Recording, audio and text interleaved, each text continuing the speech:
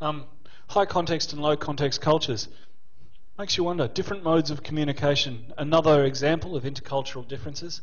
As with diaspora and other concepts examined so far, will these distinctions, high context, low context, individualist, community, the more that new media breaks down the barriers for intercultural communication across this globe, the same new media that's breaking down traditional understandings of diaspora and so on, will these distinctions, high context and low context, begin to disappear?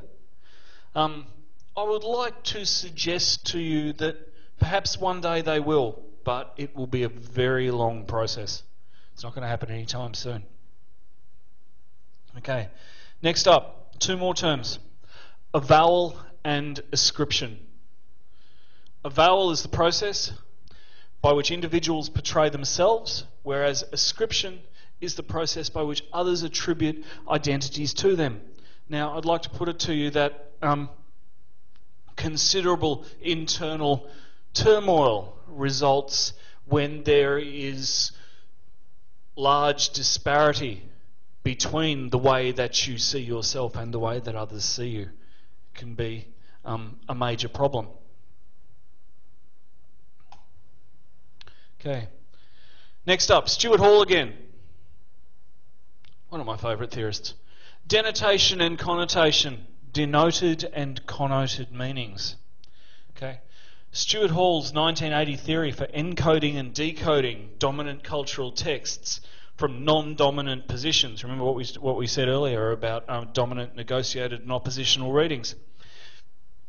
Suggests that texts are encoded with both denotative and connotative meanings that can be read in a variety of ways in relation to the dominant systems of representation. Now what is it? What is a denotated meaning? A denotated meaning, or a denotative meaning, is the literal meaning of a thing. Okay, the dictionary definition of a thing, if you like. Whereas connotative meanings, connotations, are suggested, implied meanings. Now, that's fine, but I'd also like to put it to you that sometimes the suggested or implied meanings assume precedence, assume superiority over the literal meanings. Try this.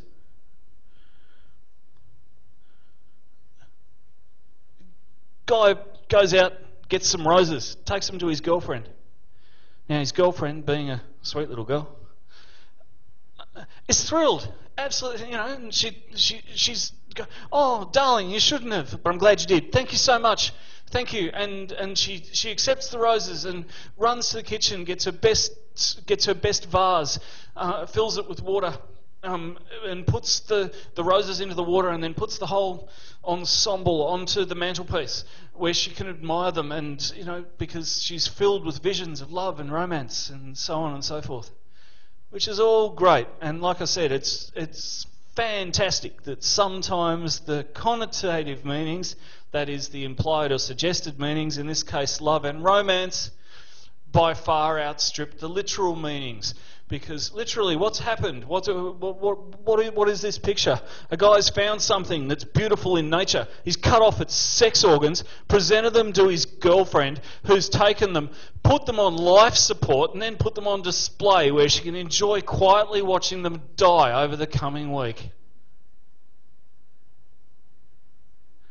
Denotative and connotative meanings. It's, as I say, rather good that sometimes the connotations assume precedence.